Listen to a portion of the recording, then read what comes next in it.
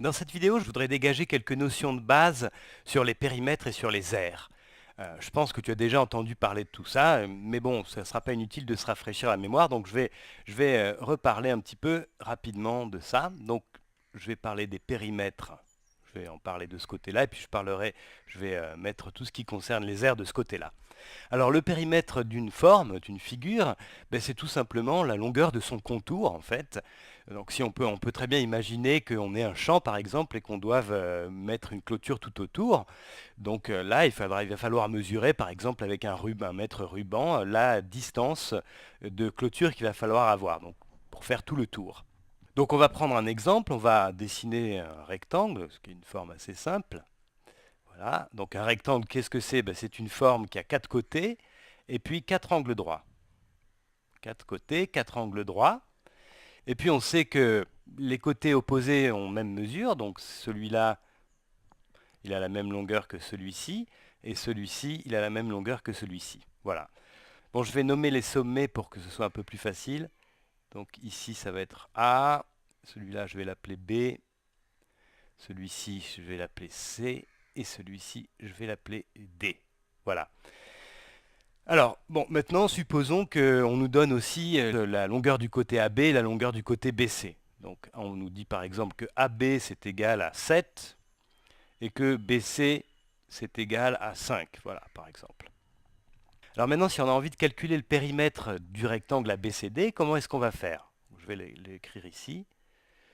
Périmètre de ABCD. Donc pour faire ça, qu'est-ce qu'on va faire? On va imaginer qu'on doit faire le tour du rectangle. Donc on part par exemple de A et on fait déjà le côté AB.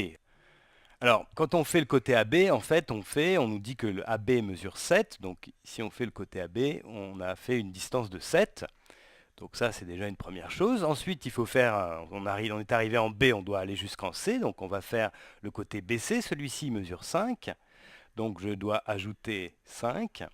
Et puis je suis arrivé en C, donc je dois encore aller jusqu'en D déjà.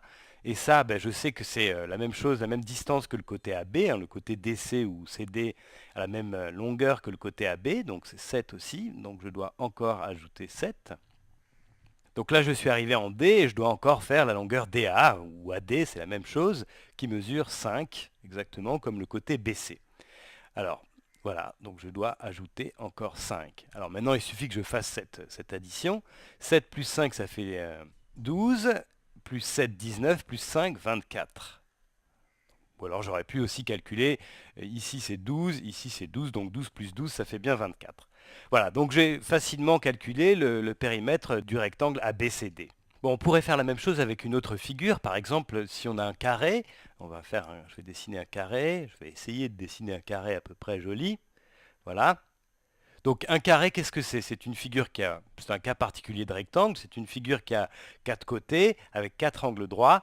Et puis tous les côtés ont la même longueur. Donc je vais le nommer ici A, B, C, D, et puis tous les côtés ont la même longueur, donc ce côté-là, il a la même longueur que celui-ci, qui a la même longueur que celui-ci, et qui a la même longueur que celui-ci. Voilà, les quatre côtés ont la même longueur. Du coup, je peux appeler x la longueur de chaque côté, donc si j'ai x ici, j'ai x ici aussi, puis x ici aussi, puis x ici aussi. Voilà. Bon, je préfère écrire que c'est un carré, hein. Voilà, cette figure-là, c'est un carré. Et puis si on connaît le périmètre de ce carré, alors par exemple, on va dire que ce carré, il a un périmètre, un périmètre de 36 par exemple, eh bien, on va pouvoir déterminer la longueur du côté, la longueur de chaque côté. Alors effectivement, comment est-ce qu'on peut faire ça? Ben, le périmètre du carré, ben, c'est cette longueur-là, plus cette longueur-là, plus cette longueur-là, plus cette longueur-là, c'est-à-dire x plus x plus x plus x, c'est-à-dire 4x.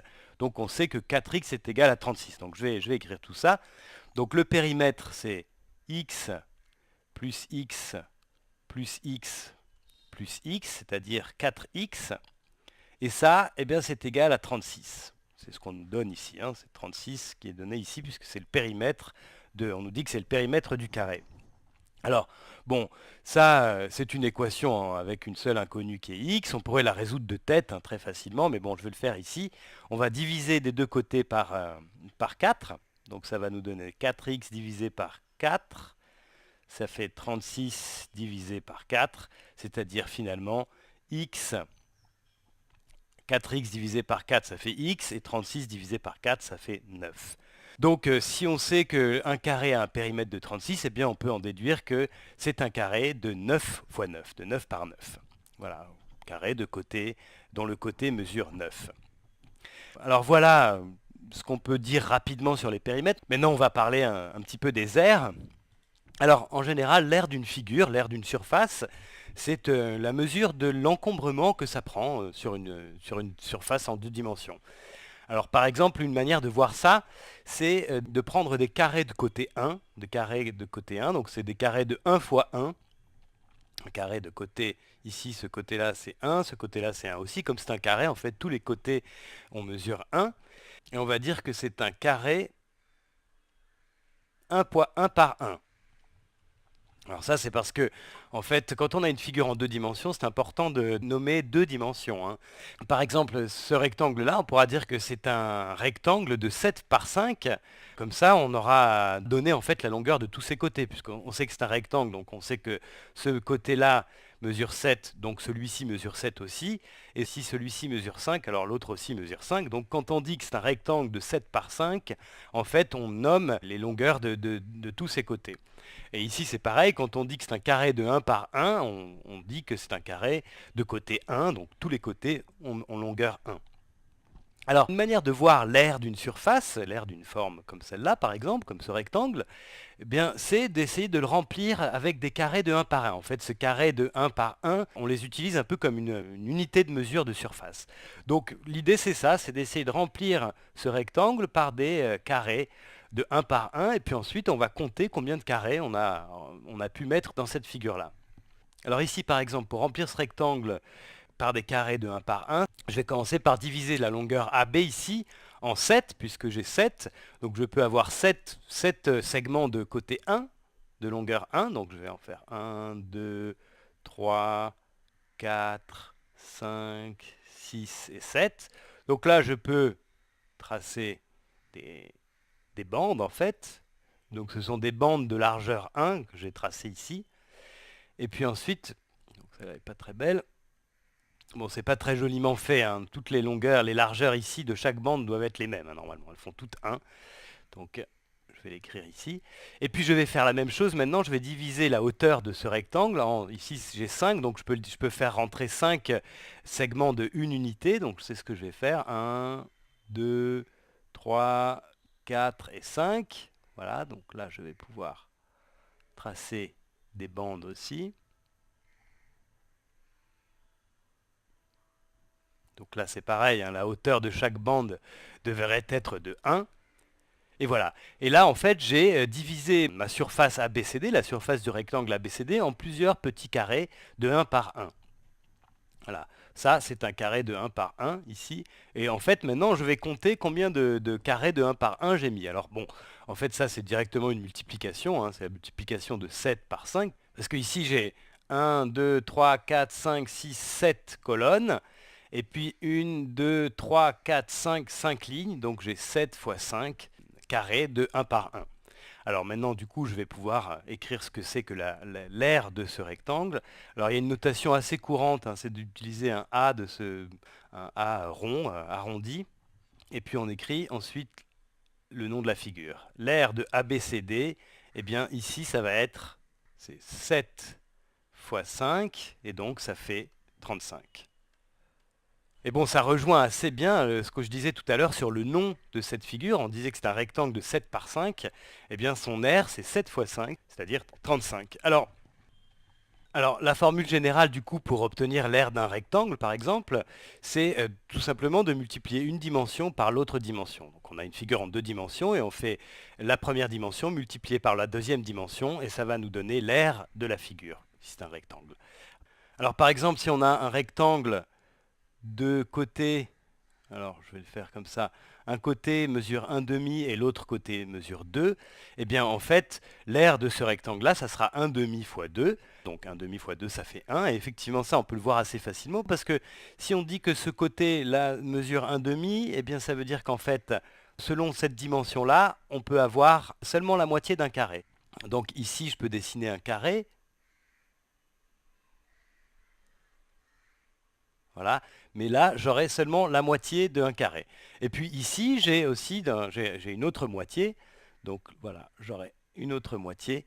Et en fait, on voit qu'à ce moment-là, cette moitié-là, on pourrait très bien la mettre par ici et on aurait un carré de 1 par 1. Donc ça correspond tout à fait à ce qu'on a dit. L'aire de ce rectangle de 1,5 par 2, ça vaut 1. Alors maintenant, on peut aussi calculer l'aire d'un carré, comme on a fait tout à l'heure avec le périmètre. Alors si on se donne par exemple un carré, je vais dessiner un carré ici, voilà à peu près. Je vais l'appeler S, X, Y, Z. Et si par exemple je sais que ce carré, le côté vaut 3, c'est un carré de côté 3, donc c'est un carré de 3 par 3. Voilà. Alors si je veux calculer l'aire de ce carré, ben, je vais tout simplement écrire ça, puisque l'aire de S, l'aire du carré S, X, Y, Z, eh bien c'est un cas particulier de ce qu'on a vu tout à l'heure. Il faut faire tout simplement une dimension par l'autre dimension, donc ça fait 3 par 3.